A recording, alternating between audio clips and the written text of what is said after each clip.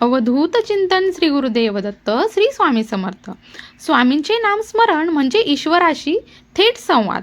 त्याचं महत्त्व हे अपार आहे। जसे की स्नान करताना जर आपण श्री स्वामी समर्थ या मंत्राचा जप केला तर ते साधं स्नान होत नाही, तर ते तीर्थस्नान ठरतं। जेवताना जर स्वामींचं नाव घेतलं तर तो प्रसाद होतो, शरीर आणि आत्म्याचं पोषण मिळतं। चालताना नाम घेतलं तर ती चालणं देखील तीर्थयात्रा होते। जेव्हा आपण प्रेमाने स्वयंपाक करतो तेव्हा जर आपण स्वामींचं नामस्मरण केलं तर तो केवळ स्वयंपाक नाही तर महाप्रसाद होतो। झोपताना जर आपण स्वामींचं नाम घेऊन झोपलो तर ती झोप ध्यान निद्रा होते, मन शांत आणि निश्चिंत होतं।